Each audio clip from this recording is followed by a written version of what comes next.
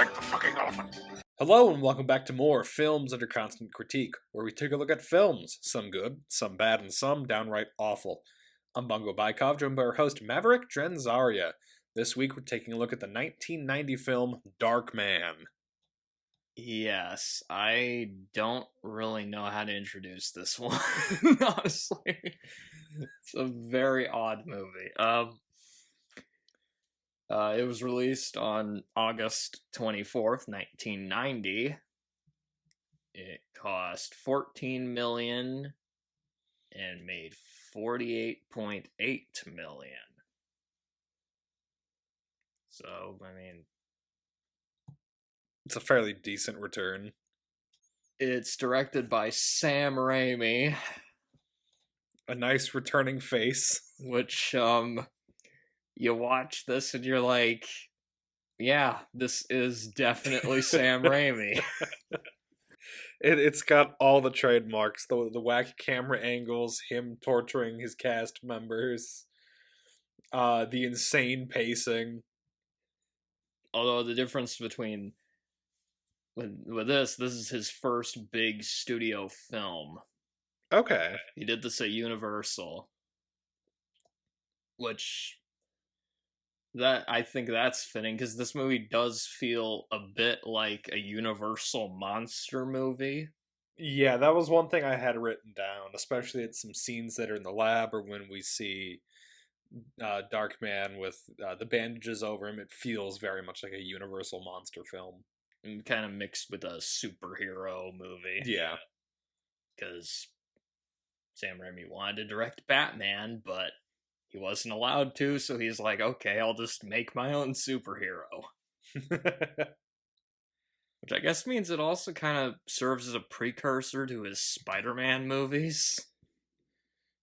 And this kind of does feel like his Spider-Man movies, now that I think about it. Like, there's parts of this that do kind of feel like stuff from the Spider-Man trilogy. Especially with the music, which was done by Danny Elfman. Yes, he did the music for the Sam Raimi Spider-Man movies, and also the first two Batman movies. And the music sounds like fucking Batman. It really does. There were points where I thought I heard bits of the Batman score in there. It's a pretty awesome score, though. I mean, I'm not complaining. Yeah.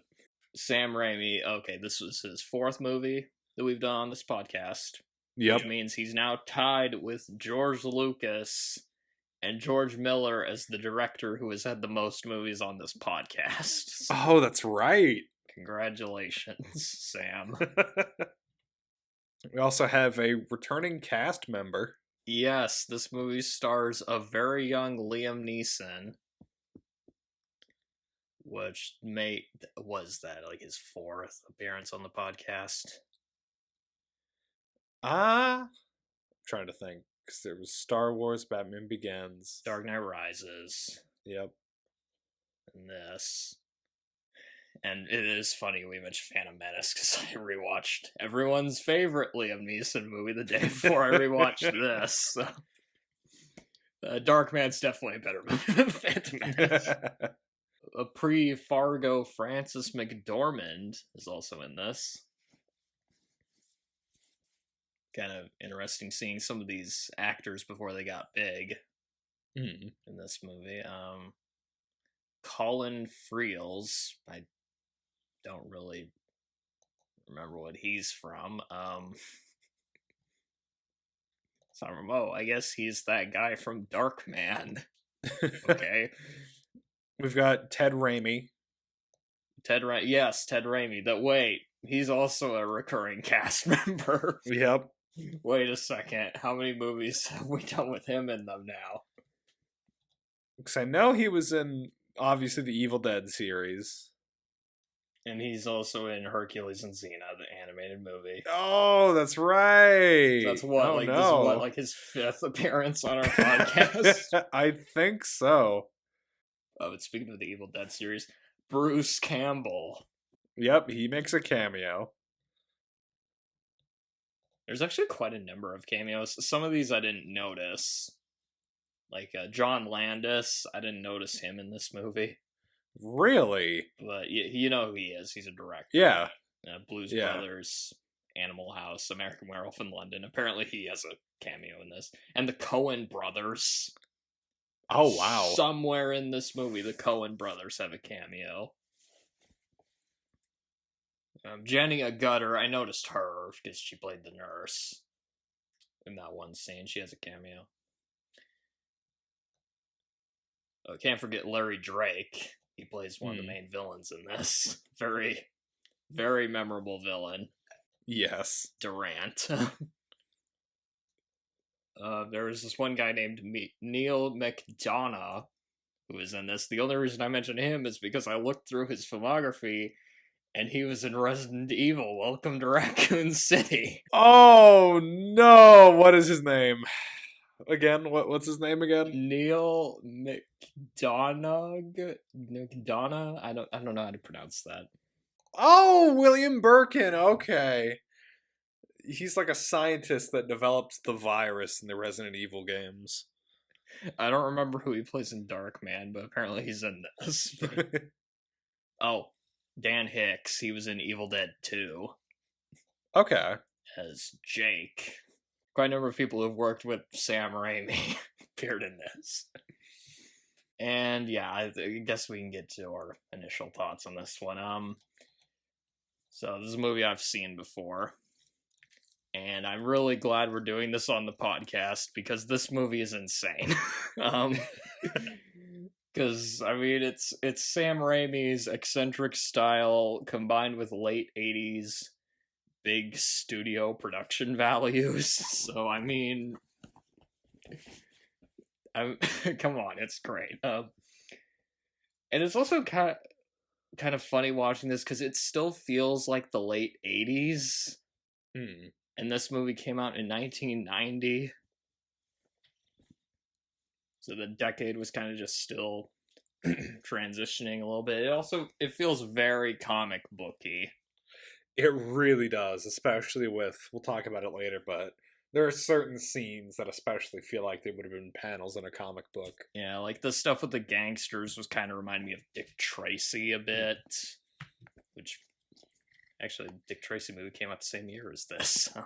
Really? It's one of those things that on paper, there's a lot of things that probably just wouldn't work, but what really helps this movie, aside from, Sam Raimi's style, obviously, is the performances, especially Liam Neeson. This was his first big starring role. If I remember, I think, yeah, this would have been like one of his first starring roles. I think he's great. I think he fits well with the ridiculous tone.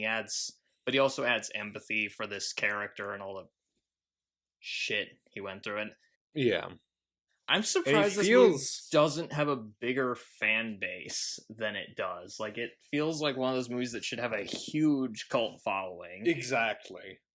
But it doesn't for whatever reason. I guess it just gets overshadowed by other Sam Raimi movies. And then another thing on Liam Neeson's performance, it feels very different than what most people would be familiar with. I like that he's having fun in this one, because he's usually playing really serious characters, but in this one it actually looks like he's having some fun during scenes of this movie, which I really like. Like, he's getting it was a very nice change of pace from the standard, I guess the modern day standard Liam Neeson stand around and give exposition for 20 minutes. Yeah, it's very different from Qui-Gon Jinn or Ra's al Ghul, for example. Yeah. And it's another movie for me, like Conan the Barbarian, where it's not like a masterpiece by any means, but it's well made enough and it's fun enough that you don't really care about some of the issues. I don't know what your thoughts are on it, but yeah, so your first time seeing this, if I remember right. So it is my first time watching it. Was it at all what you were expecting? I didn't really know what to expect. All I had heard is that it's a superhero movie about a man who can disguise himself as other people. Yeah. And this was fantastic. I loved just about every single second of this movie. I'm really glad you enjoyed it. Yeah. It was such a fun movie to watch. It is, yeah. And I do think a lot of that does come down to Sam Raimi and his crazy way of pacing movies. Yes. Because this movie, like Evil Dead and Evil Dead 2, it just keeps going. It does not really give you that much time to breathe. It's not quite as fast paced as Evil Dead 2, Not but to quite. be fair, most movies aren't. And this was also a studio film, so they probably wouldn't let him do that. So. But it was just fantastic. The performances are all great, even though, kind of like the role of Ash, it'd be very difficult to pull that off. Liam Neeson's character, especially, but he's able to do it. Yeah, he is. And that is actually another thing I kind of noticed watching this is there were points where it almost feels like Darkman was originally supposed to be a Bruce Campbell performance. Yeah, I'm kind of surprised that Bruce Campbell wasn't cast in it. Considering he'd worked with Sam Raimi so much in the past, but I'm glad Liam Neeson's in it because oh yeah, because he does a terrific job. He adds some nuance that I don't think Bruce Campbell would have been able to. Because no offense to Bruce Campbell, but Liam Neeson's a better actor. I love Bruce Campbell, but it would have been a very different performance if Bruce Campbell had been in this rather than Liam Neeson. And the villains especially. We'll get to talk about the villains for sure in this. One in particular, who you probably know who I'm talking about. Yeah. I think I do. So the movie, getting into the recapping, the movie opens with a meeting in a warehouse between some gangsters. And there's just this insane shootout going on here. And the way it's built up is fantastic because one gang shows up, they essentially get patted down and all their weapons are taken off them, brought into a warehouse. And then it turns out a single person had a fake leg that was also a machine gun. Yep. There was also that one joke that I was just about to mention there's a fantastic line where they made fun of his leg. I once dated a girl who had a wooden leg, had to break it off. There's like a car crash. It's just a crazy, insane. It's a shootout. There's cars everywhere, and somehow the main villains of the movie survive perfectly unscathed. Well, we need them for the rest of the movie. You can't just have Darth Vader die in the first scene of Star Wars. I mean, you gotta have him around for the rest of the movie. And speaking of the villain, Durant. Yep, I was just about to mention him. Yes. Larry Drake is just insane. I haven't seen much other stuff that Larry Drake is in. Although there is this other movie where he plays a villain called Dr. Giggles. And his performance of that, if I remember right, is a lot more over the top than this one. But he steals a lot of scenes in this movie. He's just like, he does. He's so perfectly cast as like just this like Edward G. Robinson type gangster that just like cuts people's fingers with a cigar cutter, like just. And you find out later that he has a collection of people's fingers that he stores. He just keeps them in a collection, like how some people keep collections of like butterflies or something. Oh my god, yeah. I was gonna mention that later, but yeah, that detail is just hilarious. This movie has a lot of like. That's another thing about this movie. It has like a really dark sense of humor at some points, including. Oh, it is very dark. Gosh. But he's able to be ridiculous without overdoing it, like. Yeah, because he still does feel pretty threatening when he's cutting people's fingers off. He's very straight-faced about it, that's the thing. Like, he's very, like. He treats it all very serious while doing just all this ridiculous stuff. And just, I think the voice also helps. He has a good voice for the roll, and then we get the opening credits, and the opening credits I think look pretty cool. It is very interesting. The smoke and stuff, and this like really glowing font. Sorry, what were you gonna say? There's also a bit of just connection with the rest of the movie there, because in the back we see our main character's face after it's been disfigured, wrapped in bandages.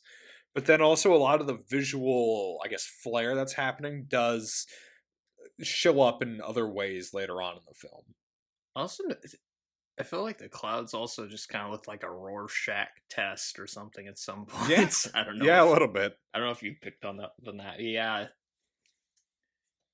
And the music, I mean, it's Danny Elfman doing the music, so... Yeah, it feels like Batman. Yeah, it feels like Batman. It does feel like the opening to Batman.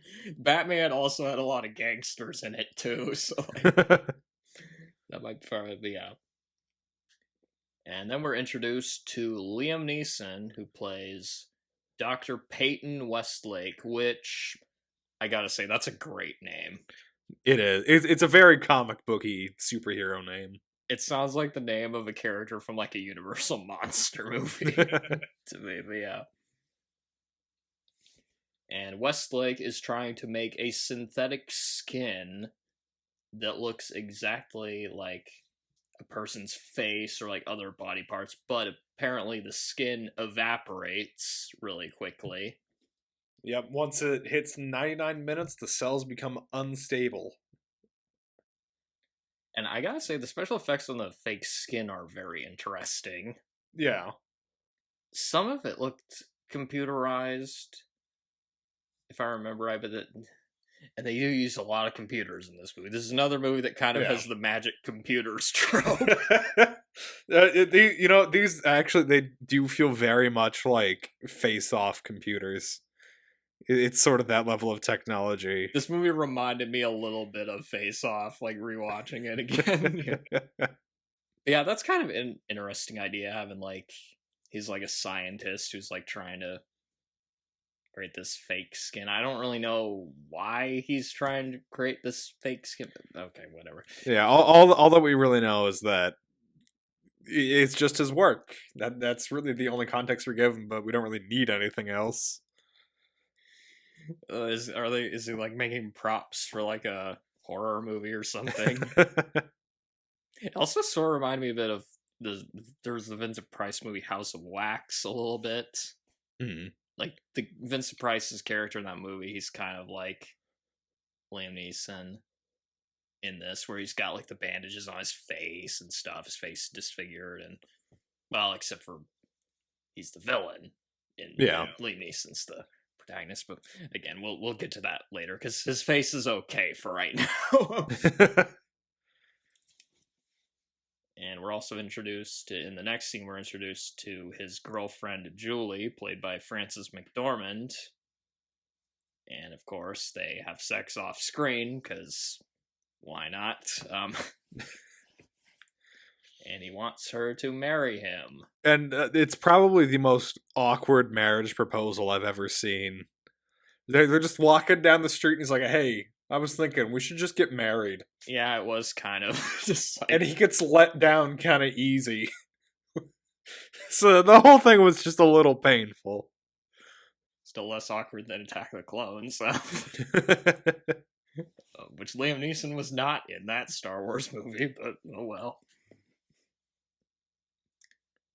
And Julie goes to meet a guy named Strack, and he is basically another one of those stock greedy businessmen. Yeah. Like, I was just thinking of like other characters I'd see, like Max Schreck from Batman Returns, Lex Luthor in the first Superman movie, Dick Jones from RoboCop. Because he's essentially, he wants to build more buildings and get more money, and that's the depth. I will admit, Strack is one of the weaker parts of this movie. He does have some fun moments towards the end. Yeah. But up until that point, he is pretty flat.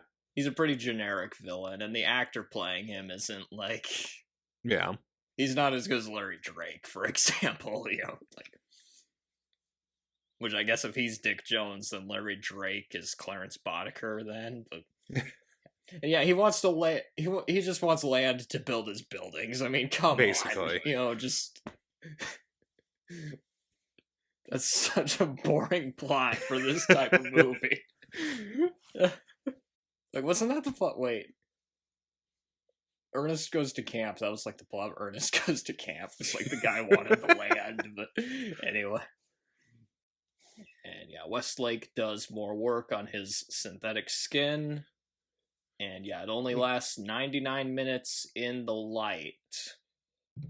After the power goes out, he and his assistant end up finding out that... I want to point out, 99 minutes is longer than this movie's runtime.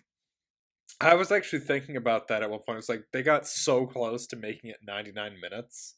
I would have laughed if they actually did. So, Westlake and his assistant end up discovering that if the cells are kept in the dark, they continue to live. So it's something to do with the light. And upon this revelation, the four just gangsters... happens to be at this right exact moment. Yeah, that's convenient. The four gangsters from earlier pop up and essentially trash the lab. And I don't know if you noticed this, but the one guy is still wielding the machine gun leg from the other guy. So when he enters the room, he's hopping in on one foot. Oh, I didn't notice that. But again, this is another scene where you're like, just with Durant, you know what I mean? Any scene with Durant in this movie. And honestly, it's a pretty shockingly violent scene. So the gangsters are after this document that Julie had been hiding in Westlake's lab. And they end up throwing him around everywhere. They like smash his head into glass cabinets. They burn his arms and then put his face in boiling water. Yeah. It all feels like something that would have happened to Bruce Campbell in a Sam Raimi movie. It does kind of have well, that's all you really had to say was it feels like something from a Sam Raimi movie. Especially this next part, because then his lab gets blown up and he just flies out of it on fire. And lands in the water. And that effect of him flying out of the wreckage, too, is just like, just insane. Yeah. And so Julie ended up, she was right outside the lab and saw the explosion, so she assumes that... Another plot contrivance right there. She just happens to be there when this happens. And so Julie thinks that, Westlake is dead. But there's a very interesting, cut to the funeral scene. Yes, I was about to mention that. Because Julie is standing in the same spot. Her clothes just kind of morph into a funeral outfit, and the scenery morphs into the graveyard. That was a really, really interesting transition right there. I thought, it's seamless. It's seamless. It's very much a Sam Raimi transition. And yes, it definitely is. And again, he had a bigger budget to work with here, too, so he's, really making the most of it. And there was also another joke here. So the gravedigger is talking to someone else at the graveyard. And the other guy is like, got through that one kind of fast. And he's like, they only found an ear. There wasn't much to bury. They only found his ear? Yeah. His, ear just fell off, I guess, during all of that. What? I don't even think I noticed that, whether his ear was still there or not, but okay. So yeah, thankfully Peyton survived and was taken to the hospital. They can't really tell who he is because his burns are so severe. Yeah, exactly. He's the incredible melting man now, I guess. And they introduce his powers in a very interesting way. Yeah, and it's Jenny Gutter playing the doctor here too. Mm-hmm. Yeah, from Logan's Run. She was in the classic Logan's Run. And so she basically says, "Oh, we had to cut this nerve. He'll never feel pain again," and then just kind of stabs him while he's on this weird rotating bed that's spinning him around constantly. So yeah, he's like, Because they said he won't be able to feel anything. It's going to cause his emotions to go haywire. And then he's basically going to get super strength from it. yeah, he's just mentally unstable basically, and like Yeah. he's not invincible, but he's a leper, I guess. I don't know like, how to put it. Like, they also covered him in. Okay, another thing. They have him covered in bandages, and he's on this rotating thing. I still don't know what the purpose of the rotating wheel was. It's like what the fuck is that? It feels like something on a game show. Like, Because they're not like spinning him. They're just turning him slowly over and over. It's like, what's the purpose of this machine? yeah, I don't know. That was a weird detail. And also, we get another thing. Okay, this is one of my favorite things about this movie. Is like, and this is such a Sam Raimi thing to do, though. We get a peek inside his mind with these strange visuals. Like, just. It's essentially. I don't even know what the hell was going on. It's hard to describe. Like, you see one part where he's wearing what looks like almost a circus outfit. There's a lot of fire everywhere. And it's supposed to be showing that, he's like pure rage, essentially. Yeah, he's got an adrenaline rush. And surprise, surprise, he ends up breaking out of the wheel. And he escaped. Yeah, he escapes from that hospital, no problem, by the way. Yeah. They just leave him in that room alone, like nobody's like watching him or anything. Again, sort of like in Face Off, how Castor Troy just manages to get out super easily. Now he's just wandering the streets. And we need to have the scene be dramatic, so it's raining. Okay, it's not just raining. It's like flooding. It's like a whole ass hurricane is happening in this city. It is.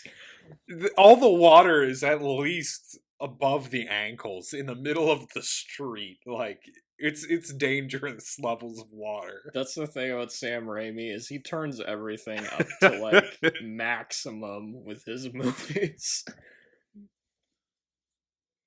Like, even for a Sam Raimi movie, I mean, this one is pretty insane, like, just with a lot of things. And so he's just wandering around the hurricane streets, I guess, and he sees his girlfriend Julie and tries approaching her, but she doesn't recognize him and runs away.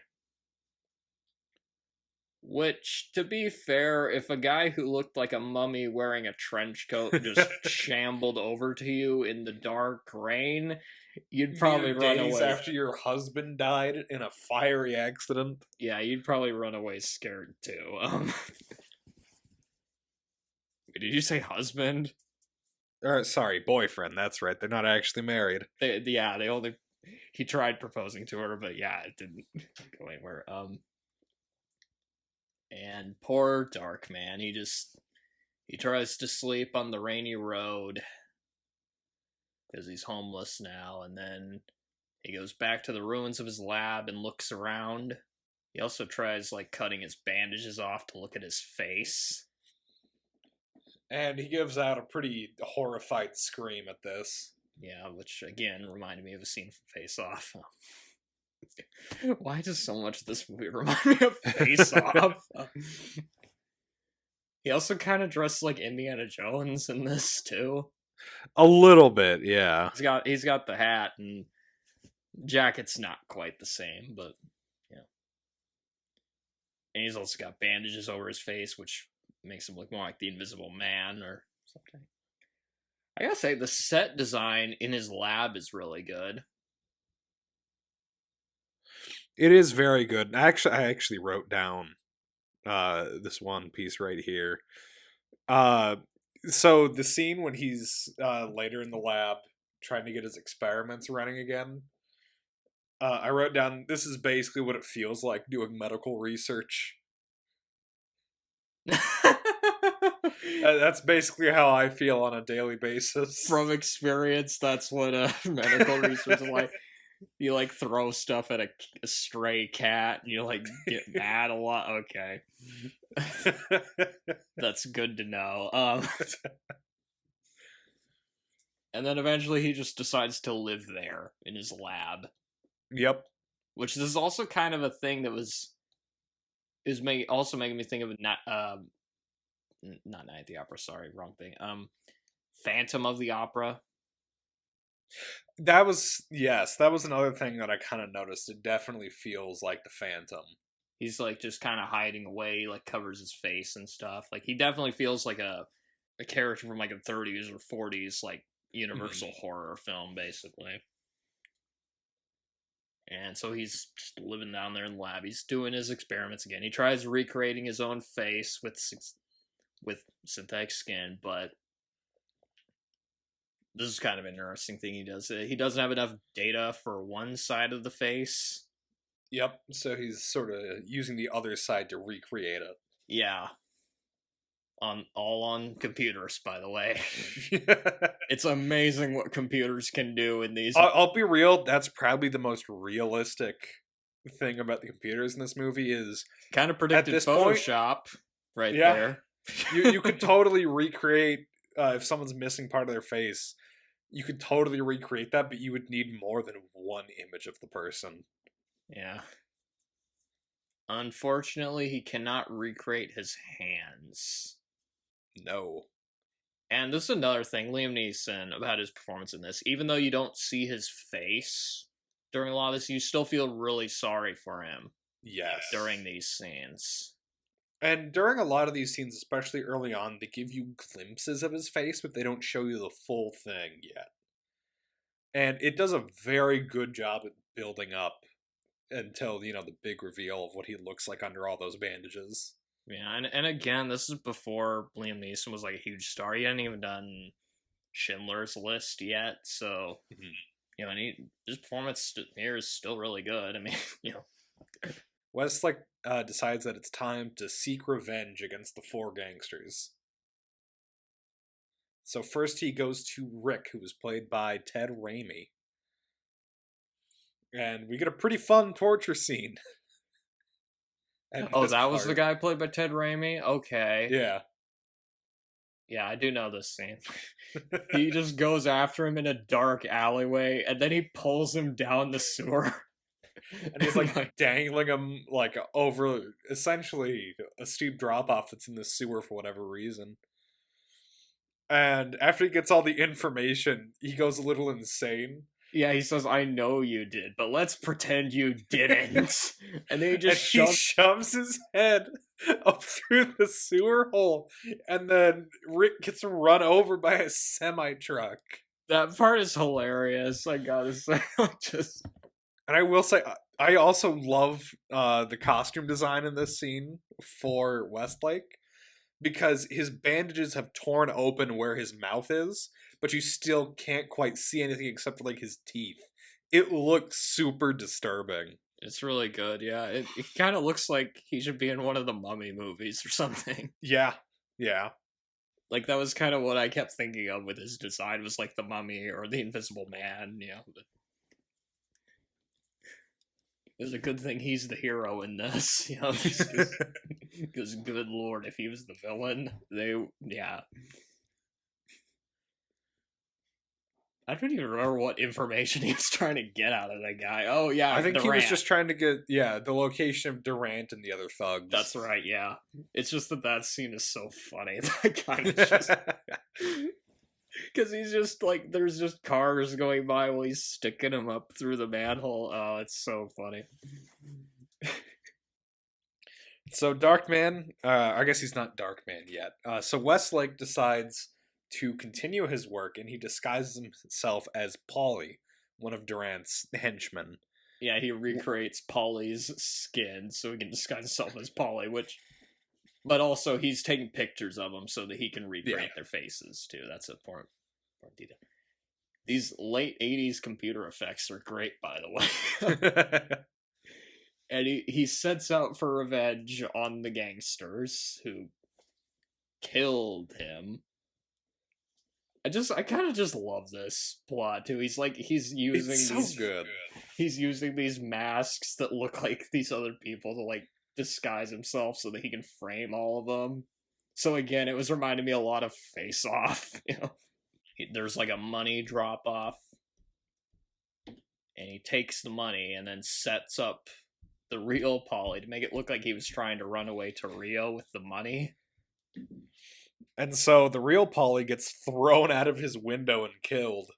I like the line that Durant has before this, before he throws him out the window. He says, "Have a nice flight."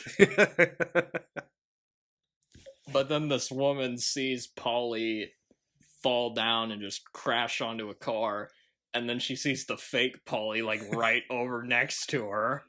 And then the fake Polly's mask starts to dissolve because it's been 99 minutes. Yeah, and he just runs away. Yeah. But man, that's got to be a freak out and a half if you were to see that.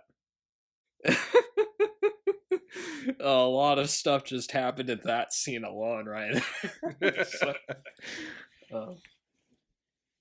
So then, Westlake also the real Polly, you do feel a little bit sorry for the real Polly because he's so confused. Yeah, because he wakes up and is essentially within 2 minutes thrown out of his own window, not understanding what's happening. He's also like, he like says, "I don't even know how I got dressed," because he's in his suit too. Like, just...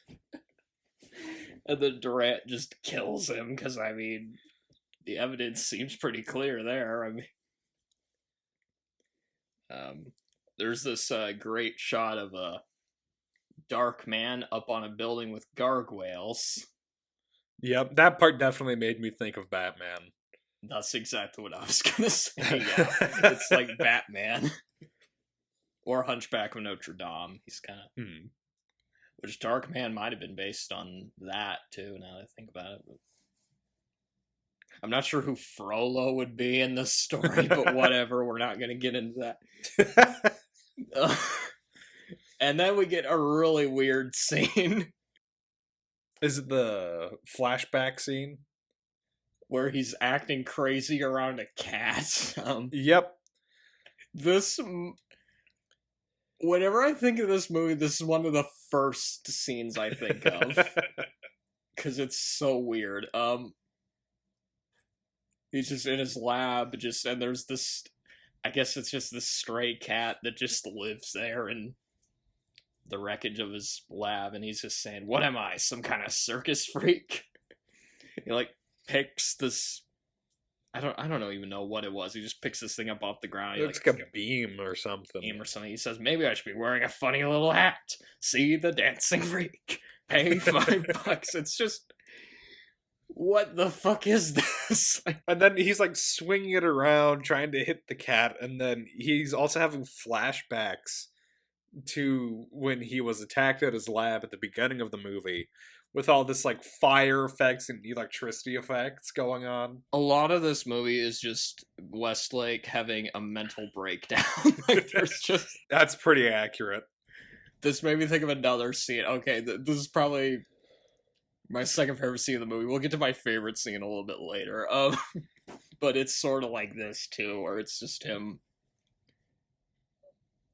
He's just losing it. He's just losing it. He's just smashing things. And he does eventually come to his senses, which...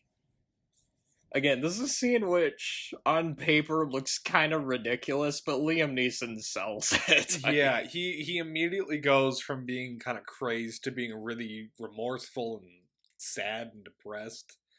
Very well. It really shows you, like, how good of an actor. He's able to balance, like, some of the more, like, silly elements of this movie and also the more, like, serious stuff as well. Yeah. And then he finally manages to recreate his own face. So what's the logical step here? Put it back on and go meet your girlfriend at your own grave. Yeah. That's another thing. He goes to meet his girlfriend at a cemetery, and this is like some Night of the Living Dead shit, right? Like, what? This movie has such a weird tone, like, because Yeah. on one hand, it's like trying to get you emotionally involved, but then it also has like just these weird over the top moments, and it's just. But again, I mean, it's a Sam Raimi movie, so like that's kind of just what you expect. And it's done very well, too. It is a good scene, yeah, because their acting here is really good. She obviously is very surprised to see him, because, I mean, she thought he was dead. I mean, it was like... And again, I mean, the dialogue in this movie, it's a bit melodramatic and ridiculous, but the actors, they're convicted, they're giving it their all. It really does feel like a live-action comic book, like the Sam Raimi Spider-Man movies, which again, yes, I could totally see the Green Goblin being in this movie. I mean, that would not be out of place in this movie. That's kind of what Liam Neeson's performance is in this, actually, now that I think about it. Yeah, at points it really does feel like the Green Goblin. Oh yeah, and then we get Durant's famous line. The name isn't Buddy, it's Durant. Robert G. Durant. And the scene where he has the collection of people's fingers that he cut off, which... And he keeps, like, rings on all of them, too. That, too, yeah. It's so horrifying, but also hilarious. Like, that's something, like... That feels like something the Joker would do, actually, now that I think about it. Like, Jack Nicholson. I could totally see Jack Nicholson's Joker doing that. And as it turns out, Westlake is stalking him at the moment. Yeah, he's using this opportunity to record Durant's voice so that he can pretend to be Durant. And I honestly love this scene so much. It's so funny. Before that, I like that little scene where he's like listening to the recording. Oh yeah, and to get the voice right. That's a really interesting detail. It's like showing he has enough time to practice getting his voice right. He's just like listening to the tape going, that would be just fine. Which sometimes I do I just say that for whatever reason, because for some reason the way Larry Drake says that line, like, that's one of those lines that's just not like, there's nothing like remarkable about it, but the way he says it, just like, that would be just fine. And we get one of my favorite scenes in the movie. This is definitely one of the best scenes, where Westlake goes and he robs a convenience store disguised as Durant, and he looks directly into the security camera and says that his name is Robert Durant, getting the real Durant arrested. No, he doesn't say his name is... He doesn't just say his name is Robert Durant. He says, that's right, the name's Durant. Robert G. Durant. He adds the middle initial. Right. That's right. And he still looks directly into the camera. Directly into the security camera. Oh, it's so funny. And of course, the real Durant gets arrested. And he is so confused.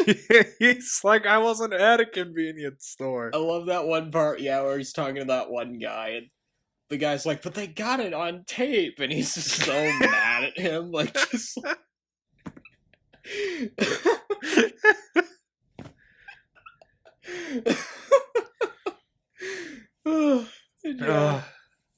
And then Westlake, he, disguised as Durant, he goes to do a deal at a Chinese restaurant, while the real Durant tries to race there in time to stop him.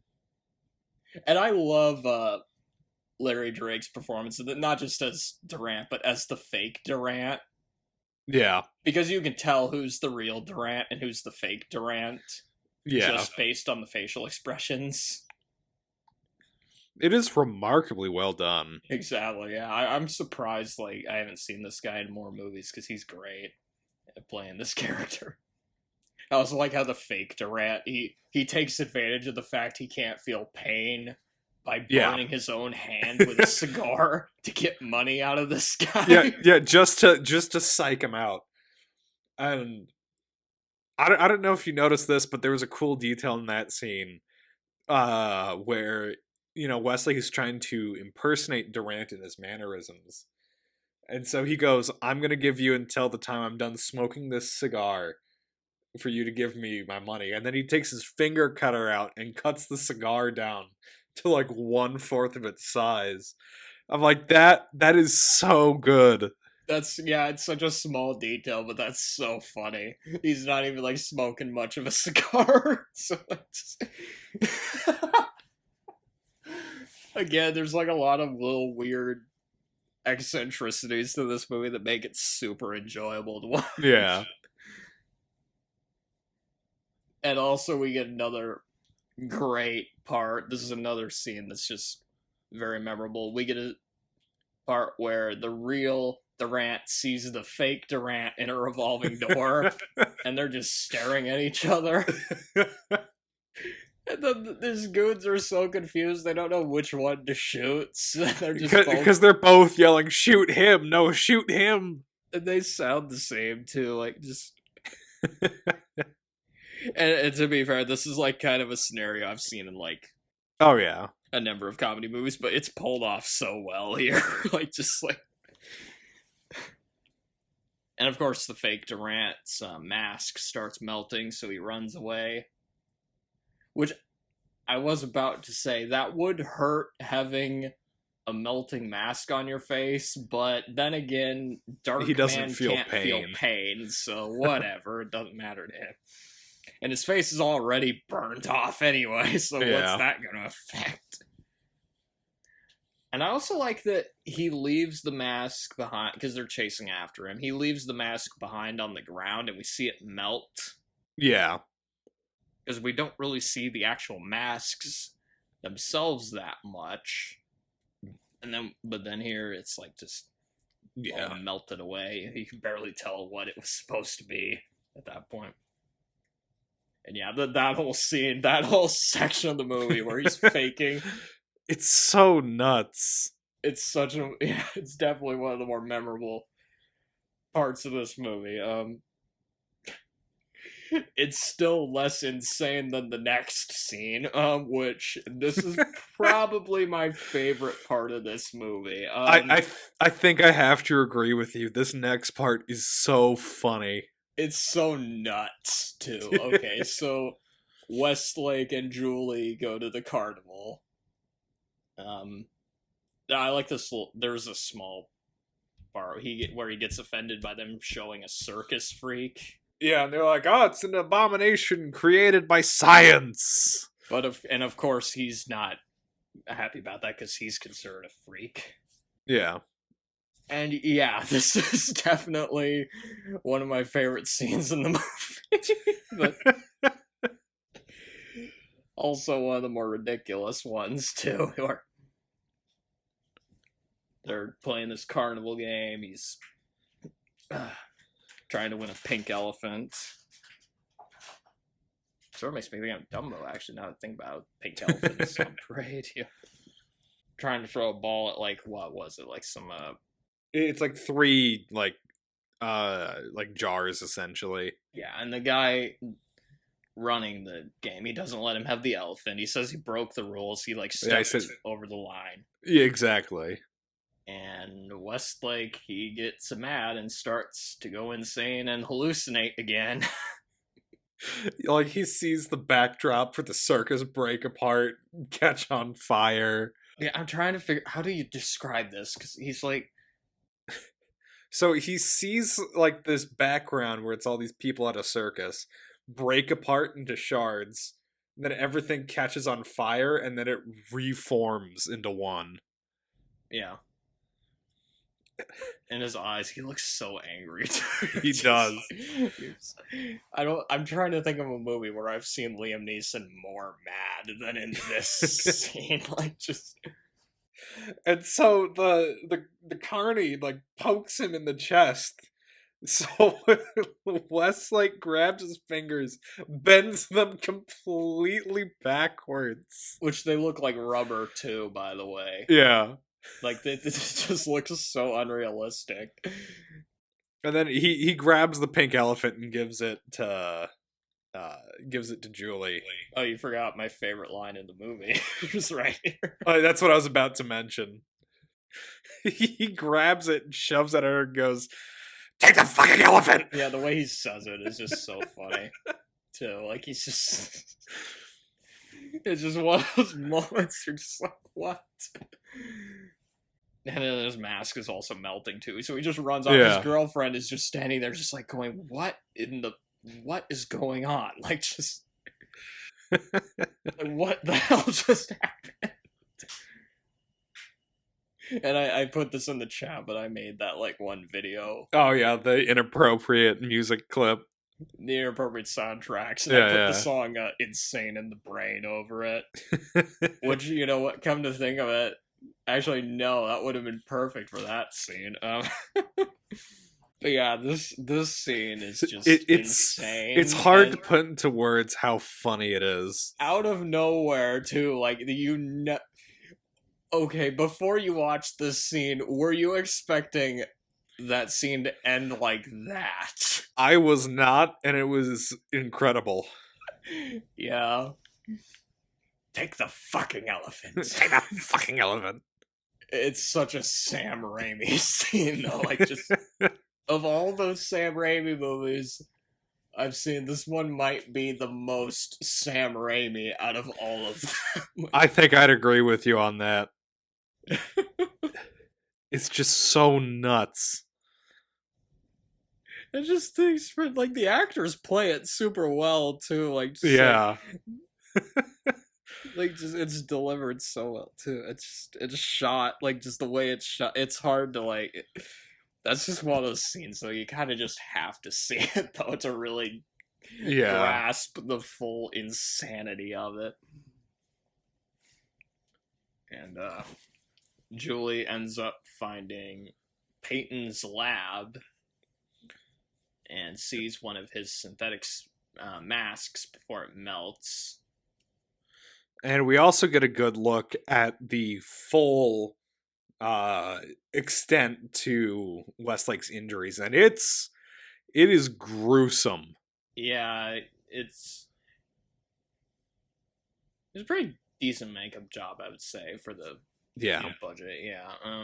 And I actually wrote down... Looks very comic booky, too. Yeah. Yeah, I actually wrote down something here, which is, this would have been, like, perfect makeup for, like, a Deadpool movie. Yeah, or, like, Red Skull or something. It kind of looks like Red Skull or something. But yeah, Deadpool, yeah, when he's got his face all fucked up. Or Two-Face. Two-Face. Yeah. Two-Face, that would be a great Two-Face. Why didn't Sam Raimi direct Batman Forever instead? Come on, missed opportunity. Also, the music during this scene's really good. Really, I mean, it's Danny Elfman. I mean, of course the music's gonna be good. You know? Yeah. Mr. Oingo Boingo himself. There's this other movie he was... there's this one movie he was in that's just insane. It was called, like, Forbidden Zone. Like, that's one of those movies that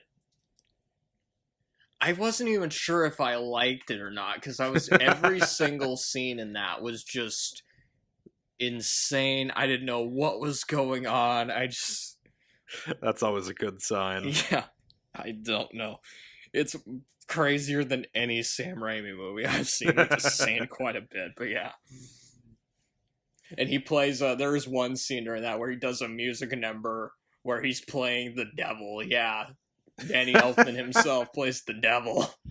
And that's pretty good. It's the best song in the movie, too.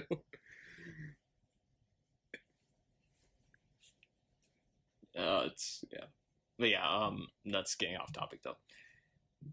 And then Strack talks to Julie, and she wants him to help Peyton, which I'm just thinking during this, that's such a bad idea. Yeah, it's a horrible idea. That's the worst guy you could ask out of it. Like, what? And of course, she puts the pieces together and realizes that he's the bad guy. Who could have seen it coming? Yeah, you think so? He's the one that ordered Durant to burn the lab down, which this scene was really making me think of that scene in Batman Returns where Selena Kyle discovered what Max Schreck was planning, which Yeah, actually, yeah, that is pretty close. after that I was expecting Strack to throw her out the window or something. I mean, kind of later, but Kind of, yeah. Or not, no, but instead he shows her exactly what he's doing. Look at all these cool buildings I'm making. yeah, he's just making a city. That's his whole end goal is I want to make a city. Like, I'm a Bond villain. I'm just gonna explain everything to you. And he kind of did remind me a little bit of like Max Zorin or something. Yeah, like low rent, like Goldfinger, basically. and I think Julia's got a pretty good line here at one point. She's trying to leave the room, and she kind of says, "If you're not gonna kill me, I've got things to do." Yeah, that's a pretty good line. And yeah, he just lets her go. He's like, I need to have a meeting with Durant. He just told her all of his plans. I mean, you probably could have pulled some of this off, but they really needed a better actor to play Strack. Yeah, Because he's really not that interesting of a villain. He's so generic. Really, what I think they should have had Bruce Campbell play Strack in this. that would have been pretty good. That would have been. Even though he's not like the best written character, Bruce Campbell has enough charisma that I think he could have. He could have carried the role. Yeah. Although he does still have to compete with Larry Drake's great portrayal of Durant. But yeah, you get Darkman getting chased around on rooftops. I absolutely love this action scene once it goes inside the lab, and he starts using his disguises a bit more cleverly to distract the goons that are after him. Yeah. He like kills this one guy by falling on top of him. That's right. That was a confusing edit. But one of my favorite ones that he does though is he takes out one guy, duct tapes his mouth shut, then puts a fake mask over him. He puts multiple fake masks on him. Yeah, and one of them is the Westlake mask that he made, and so the guy just sees Westlake. The other goon just sees Westlake, and so he shoots him, and then pulls off the mask to see that he just shot another one of the goons. Like that one's pretty dark. That was pretty clever too. Like that's a clever thing to do right there. Yeah, I like that they actually use these. They actually make the synthetic masks like a huge part of Darkman's identity in this too. Like, he actually uses them for stuff, and also uses them in pretty clever ways too. Like it's a very unique concept for a superhero, and they actually pull it off pretty well. They do. And then he also he's wearing the same mask, and it looks like the guy he's attacking. Yeah, which really creeps him out. He just starts beating him up. He looks absolutely demented. He does, yeah. He Which looks is like so good. He looks like the fucking Scorpio killer from the first Dirty Harry movie. I like how he's beating him up, and he's just saying, "You have been a bad boy." And he also, I love this. He also blows him up the same way that he got blown up. Yeah, that's right. He sets up like a trap, essentially. He sets up that like bird, like the drinking bird thing, the same one Megamind was fooling around with. And I like how he makes a hologram of the detonator. Yeah, to trick the guy, to confuse him. Yeah, that was pretty good. This is why you don't fuck with a scientist with practical invincibility. You know, it's like, And so then we get that's like Darkman. most Spider-Man villains. I mean, Yeah. you think about most Spider-Man villains, like if Darkman was in a Spider-Man movie, he'd be the villain, because that's what a lot of Spider-Man villains are like. Is they're just scientists that went crazy and got these weird powers. That's a very good point. Like the Green Goblin, Doc Ock. Oh, this part's he's attacking Durant in the helicopter. I like how Durant's just got this like gun and he's trying to shoot him from the helicopter. Durant's actually involved in the action scenes. Yeah. Although I will say some of the special effects of Darkman on the rope are not very good. They look kind of fake. It was like a $14 million movie, so if they had a bigger budget, they probably could have pulled off. Yeah, he's just getting dragged around by the helicopter. Yeah, it looks kind of fake. I do like this one part where he crashes into a building and there's some people there. He says, "Excuse me," before just jumping back out. I just found that moment really funny. And then I felt more like something that'd be in The Incredibles or something. Yeah. Then there's one scene where the helicopter gets lowered down and he almost gets hit by the Delta, Sam Raimi's car, which is apparently being driven by the Coen brothers. Oh, that's where the Coen brothers are. Okay. Yeah. I didn't notice them in this movie at all, because I read that they were in it, and I didn't know where they were exactly. But they're in it for all of 2 seconds. That's why I didn't notice them, because I have to watch this and take notes at the same time, and if I look away for even, that long, of course I would have missed it. He hooks the helicopter to a truck, which slams the helicopter into a bridge, and it just blows up, and that's how Durant dies. Yeah, we'll get to later.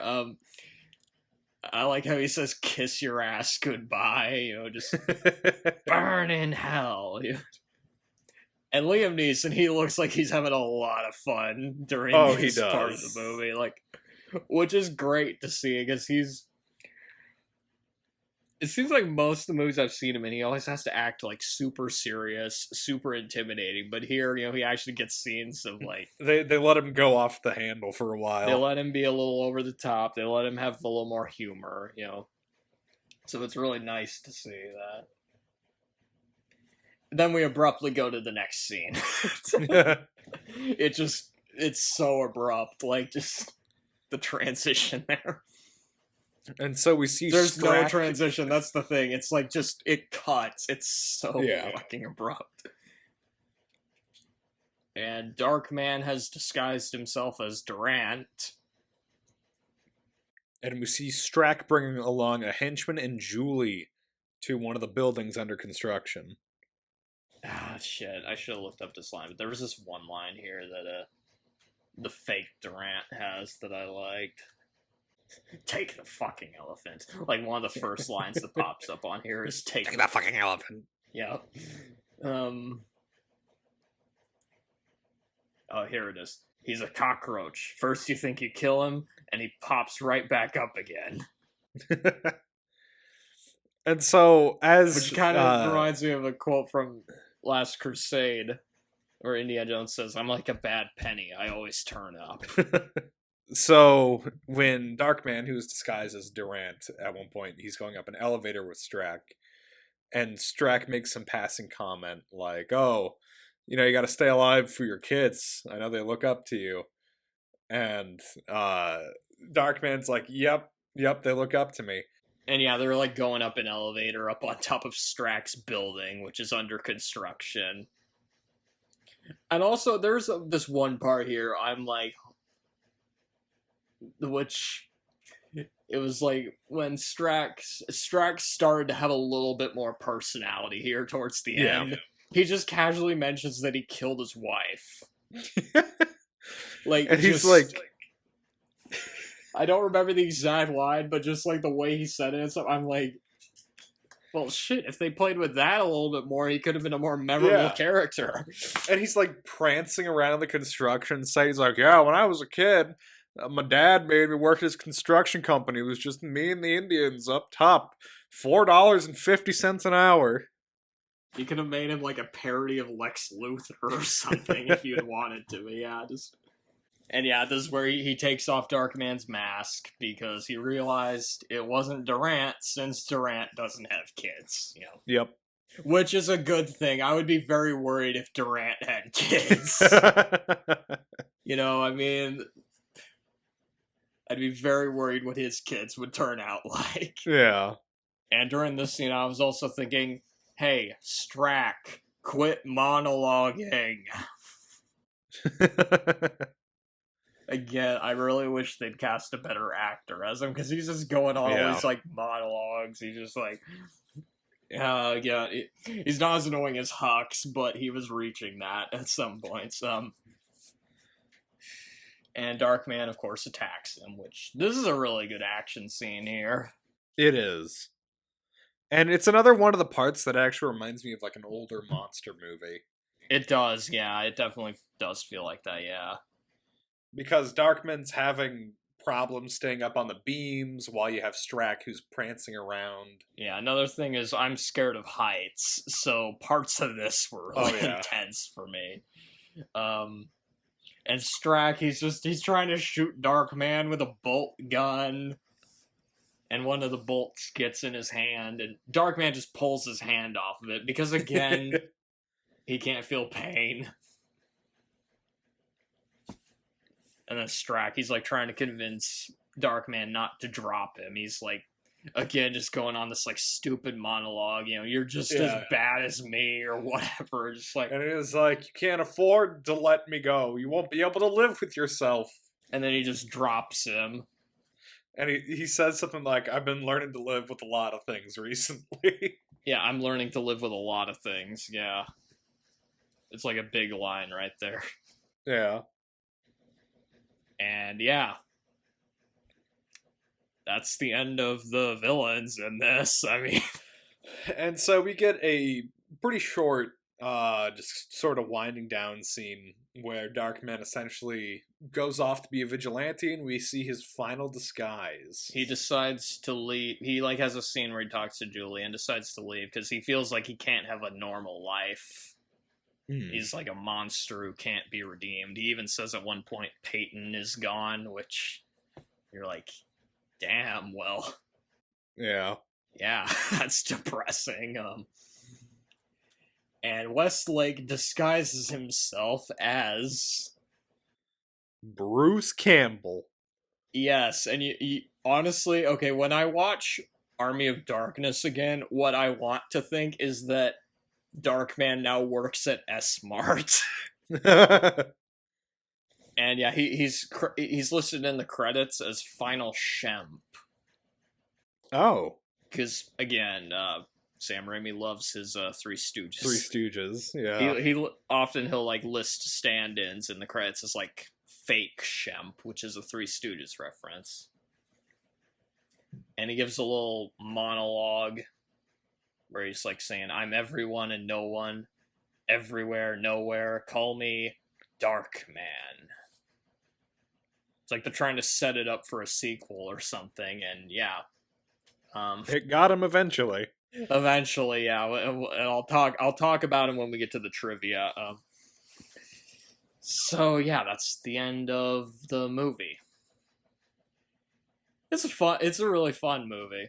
It's an incredibly fun movie. It's super bizarre, mostly thanks to Darkman's strange mental instability. Yeah. I mean, he makes the narrator from the Telltale Heart look like Bob Ross. It's just... it's also just... This movie's such a weird amalgamation of several genres. But they all go together pretty well. Because you got horror, you got superhero, you got sci-fi, film noir. Like, there's... And again, like, Sam Raimi, he has just very interesting style here. Yeah. I think it's kind of overlooked too. Like, I'd like for it to be like rediscovered or something. Like, more people should see this movie, because it's just, it is very good, and I'm a little surprised it's not talked about as it's often wanting for like a huge fan base. I mean, yeah. and Liam Neeson, he's even said if they ever do a sequel, he's totally down for it. And yeah, the scenes where Darkman's just going crazy, they're like, those are probably the best scenes. sometimes you're not sure if they're supposed to be funny or not. But like, again, this movie has kind of a weird tone. And the film, it has a lot of dramatic moments and very good acting. There's a lot of good casting choices here. Liam Neeson, of course, he's great in the title role. Frances McDormand, she's really good. Larry Drake is perfect as Dren. The only character I didn't really like in this, we talked about it, is Strack. I mean... yeah, he's pretty bland for most of the movie. He's just a rich, generic businessman with just very little personality. Like, he's completely overshadowed by Durant in this. But it's definitely Liam Neeson who steals the show in this. Yeah. He's a great actor. He manages to act behind all that burn makeup, and he really does make the role his own. And this isn't even an established character either, so he had a lot less to go off of with this than some other people did. Like, he didn't have any like original source material to pull from. He just had to make it up on his own. And with the help of Sam Raimi, obviously. And he looks like he's having a lot of fun. Yeah, especially when he's all in the Darkman makeup. Exactly, yeah. In most of his movies, he's always just acting really serious. And it's nice seeing him having fun in this movie. I don't think this movie would have been anywhere near as good if it weren't for him. Yeah. And I was proved right when I watched the sequels. But again, I'll get to that. The special effects, they're kind of hit and miss. I like the special effects during the explosions and all the weird hallucinations that Darkman has. Yeah. The makeup, I think, is very good. I will say with those, like, the flashbacks or, like, those, like, flashes into his mind, those are very interesting to see visually. Yeah, definitely. You're wondering why more movies don't do that, but then you're like, well, I mean, it's a Sam Raimi movie. He's kind of just his own... Yeah. His movies are kind of just their own beast. I mean... the blue screen kind of, some of the blue screen effects don't hold up. But again, this is like 30 years ago when this was made. Again, the makeup's very good. I think overall, I think the effects, they're good for the time. It's just 30 years sometimes some stuff just kind of, sticks out of it. It's a short movie. It's not very taxing to watch. It goes by at a pretty good pace. The story it's a good story too. It's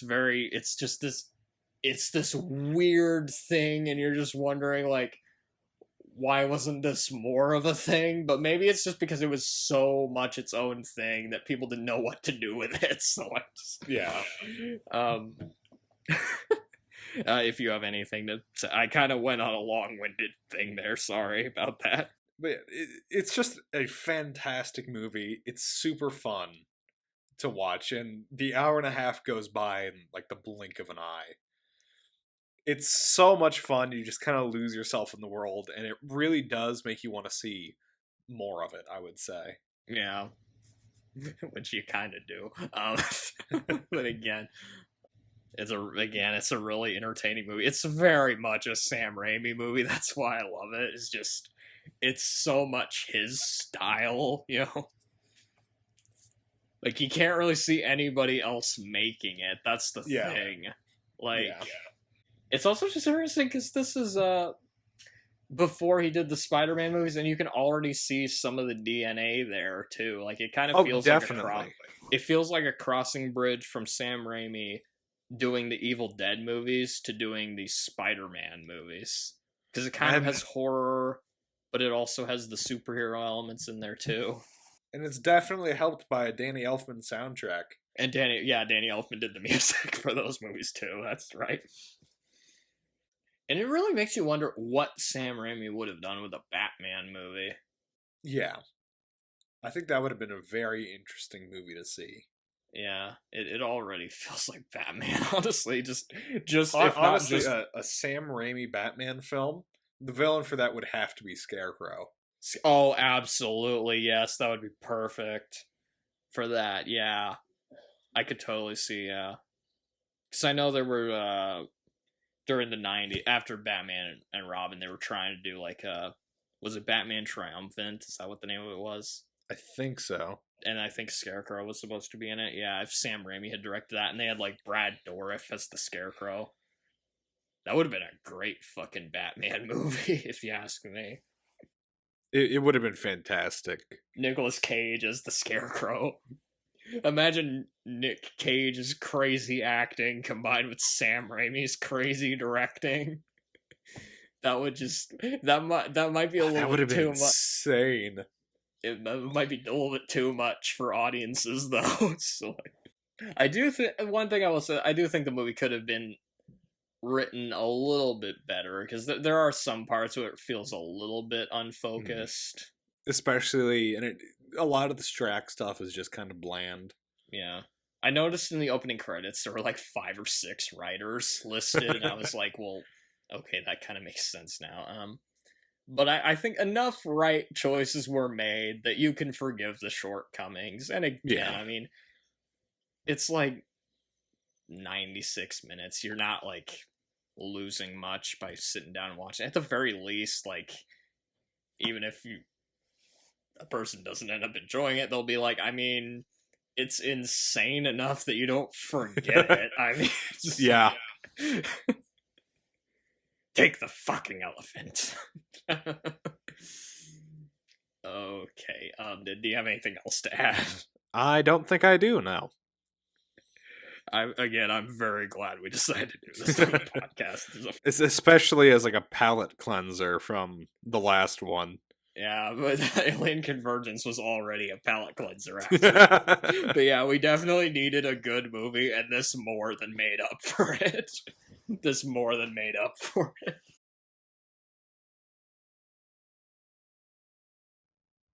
On to the trivia. Yes, the trivia. And I found some interesting stuff here. Okay. Okay, so starting with critical reception, got 2 thumbs up from Siskel and Ebert. That's pretty good. Yeah, I'm kind of surprised, actually, that they praised it. Because they weren't the biggest fans of the Evil Dead movies, but anyway.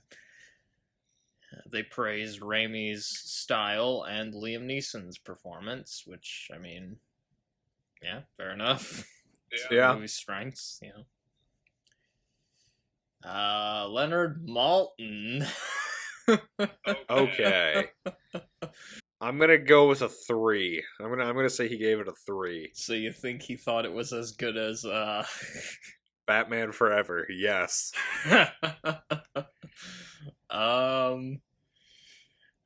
If only. He gave it. No. He gave it 2.5 out of 4 stars. Why, Leonard? Why? Which means he did think it was as good as Man of Steel. Not as good as Batman Forever. And also better than The Dark Knight, because he gave The Dark Knight 2 stars. What the hell's wrong with this man? He said, grandiose melodramatics and Raimi's over-the-top approach are entertaining to a point, but there's a fundamental hollowness to this comic book script. Yeah, well, you know, that's just like your opinion, man. This movie had 2 direct-to-video sequels. So I noticed that both of these are available on Tubi. And I'll talk about them, and then you can decide whether you want to watch them. Yeah, I said I saw them, I thought about it, but I decided not to for the time being. and I've watched both of them, just because I was kind of curious. And they were actually both filmed at the same time. Really? And apparently the third film was supposed to be the second one, but they decided to release the other one first, which is a little confusing. That's bizarre. It's sort of like what happened with Missing in Action 1 and 2, now that I think about it. And I actually had seen these about a year ago, but I could not remember a goddamn thing about them. That's how memorable they are. But since we were doing the podcast, I said, okay, I'm going to rewatch them just out of curiosity. You know, because they were on Tubi, and I'm like, okay, the picture quality is probably good at least. So, and neither of them were directed by Sam Raimi, which is disappointing. Yeah, very unfortunate. He was an executive producer on them. Okay. And also another downgrade, neither of them have Liam Neeson as the star. Yeah, that's pretty bad. You kind of just lost everything. Yeah, and guess what happens when you take away the stylistic choices of Sam Raimi and Liam Neeson's memorable performance? You don't really have anything left at that point. Yeah, you basically get garbage like this. Okay, so both open with recaps of the first movie. Okay. Which makes it feel more like a TV show. Now, you'd think that due to the ending of the first film, they'd try to get Bruce Campbell to play Darkman in these. I'm guessing they don't. No, they don't. Which, if they did, that would have been awesome. Yeah. But no, instead we get Arnold Vosloo, which he played Imhotep in The Mummy and The Mummy Returns. Oh. And he plays Dr. Peyton Westlake in these two movies, and the movie really suffers because of that casting choice, I gotta say. Oh, that's unfortunate. He is not very good in these movies. He's very wooden. What's weird is, okay, the second film is called Darkman 2, The Return of Durant. Okay. How did Durant survive the helicopter Exactly, explosion? that's what yeah, he, like, died in the first movie. Basically, like, the opening, it's like they're showing, oh, he's, like, on, like, a hospital bed being revived, and I'm like, okay, like, come on. And he doesn't even have burn marks on him or anything. It's ridiculous. But yeah, but that does mean we get the return of Larry Drake. That's a positive, at least.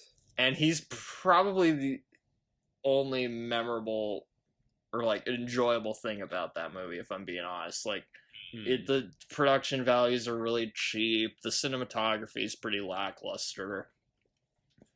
Bad acting, bad writing. There's also just a lack of energy. I mean, they couldn't get Sam Raimi back to direct, so anything besides that is going to feel like a downgrade. And also, Darkman feels more like Batman in this, which is weird, but when the most memorable line in your movie is, "I hate meatloaf," then you have a problem. But yeah, so the second film, I would not recommend watching the second film. The third one was called Darkman 3, Die, Darkman, Die. Oh. It's kind of a strange title. Remember, this was supposed to be the second film originally, but they switched them and had Darkman 3 be Darkman 2, and Darkman 2 is Darkman 3. Anyway, but yeah.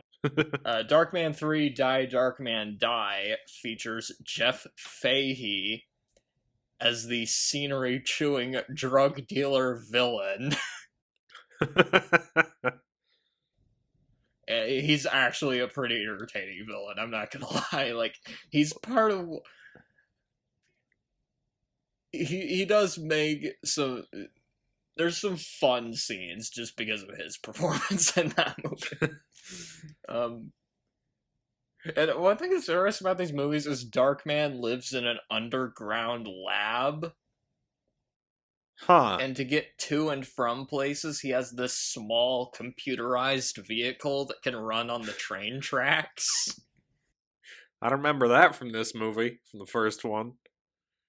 And one thing that makes a lot of sense is that this shares the same writers of Face Off.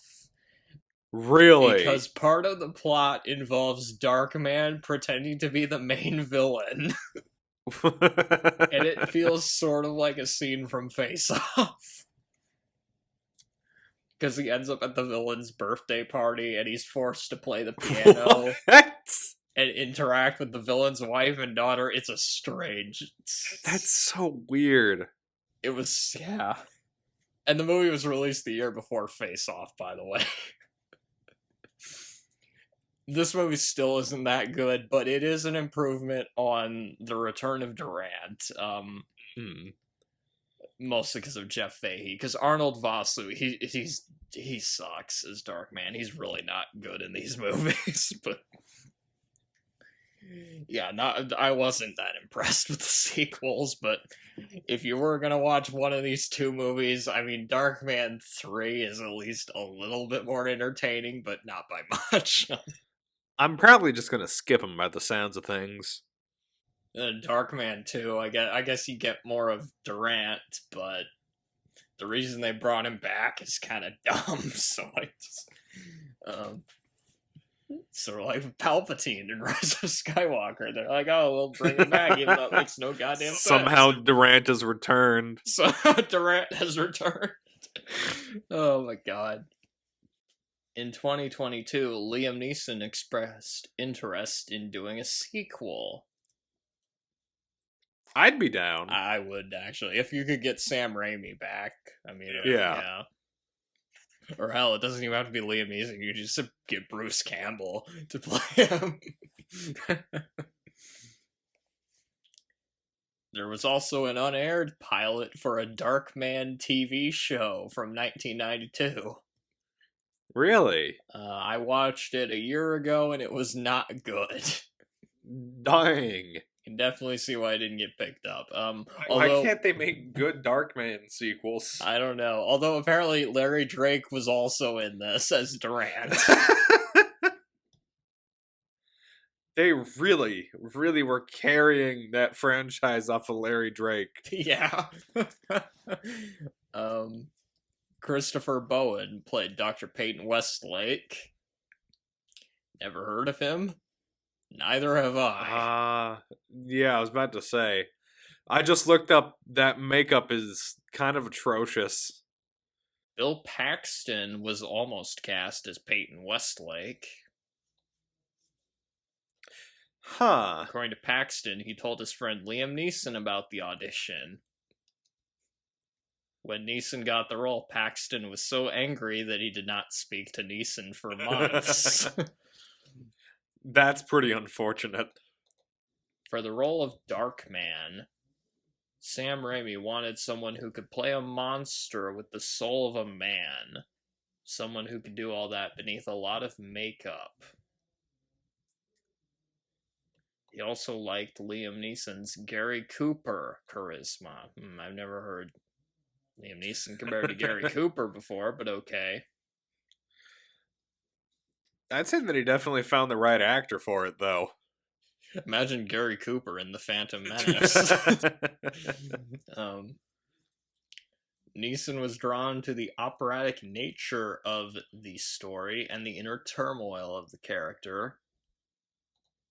To research the role, Neeson contacted the Phoenix Society, an organization that helps accident victims with severe disfigurements adjust to re-entering society.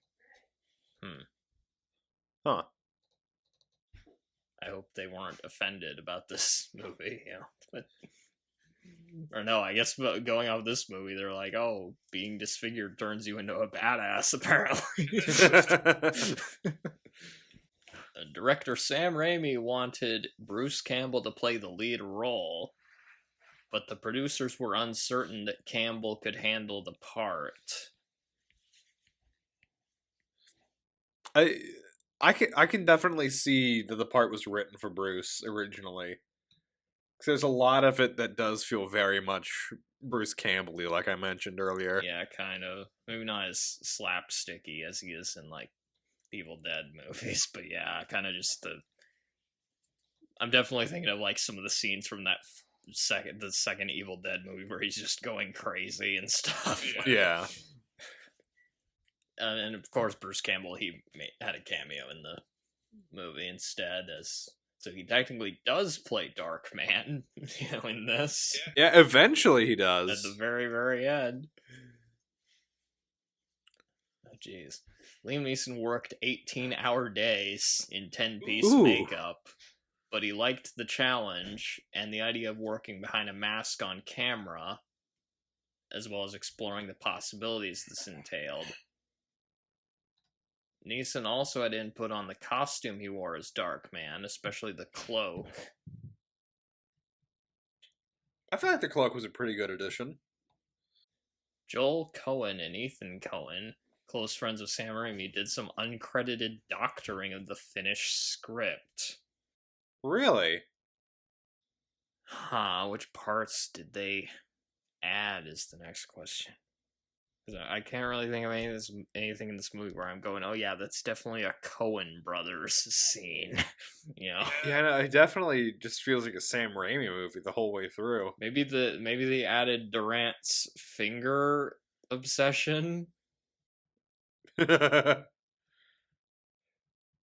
could be it.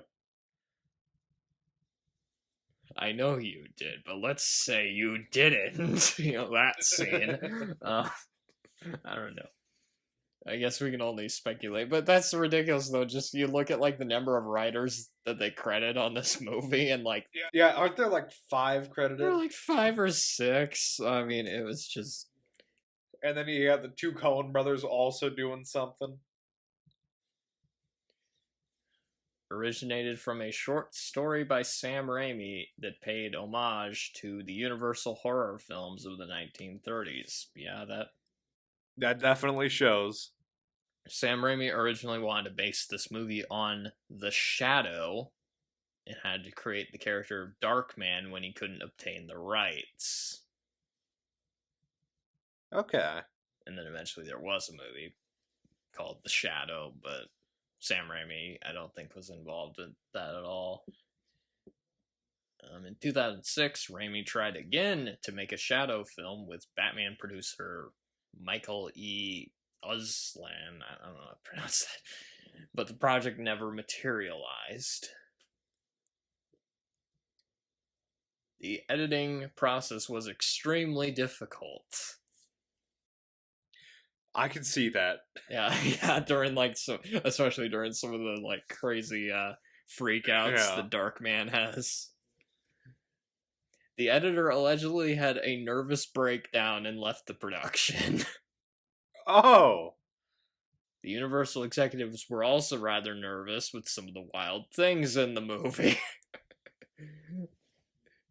Kind of understandable. Yeah. And insisted they be taken out.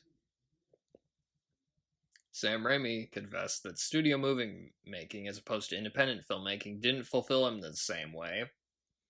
However, Raimi attributed Universal's marketing campaign to Darkman's success at the box office.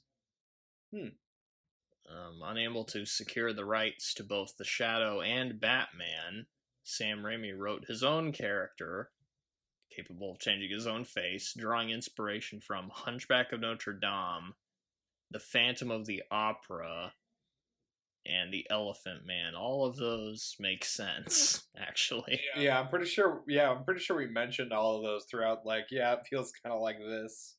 Gary Oldman was considered to play Peyton / Darkman, which that could have worked, actually. I could see that. Yeah. Combine his performance in The Professional with, like, The Fifth Element or something. I mean, I could definitely see him play. Or maybe he'd be good as, like, Durant, Really, Gary Oldman could be good as anybody. That guy has like a ridiculous Yeah. amount of range. Maybe he should have played Strack. That would have been better, actually. Yet that actually would have been a pretty fun performance for the character, I think. Yeah. Oh, this is weird. Okay. In his memoir, If Chins Could Kill, actor Bruce Campbell explains that the rough cut of the film featured a scene in which the film's main antagonist, Louis Strack, played by Colin Friels, spreads gold coins across the covers of his bed, strips naked, and writhes atop the money while laughing maniacally in fetishistic ecstasy. What? That sounds more like something Goldfinger would do. I can see why that got cut. The scene was deemed too disturbing by test audiences and cut from the film, which baffled Campbell, who argued that was its purpose. Campbell also confesses this was his personal favorite scene in the film.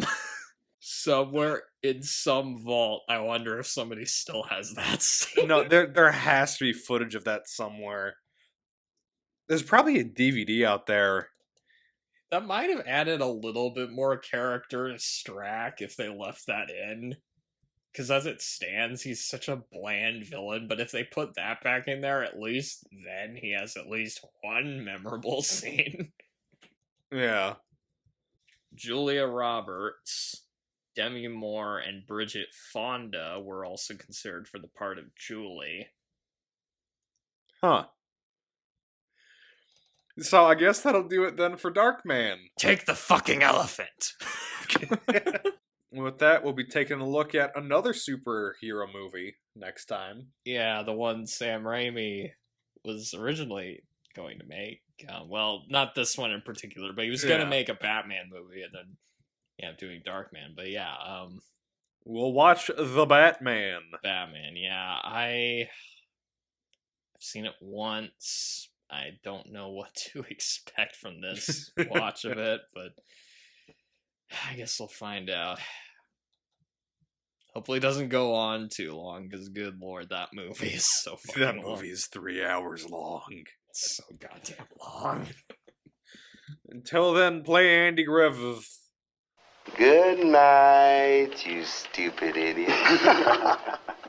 Good night, you miserable slob.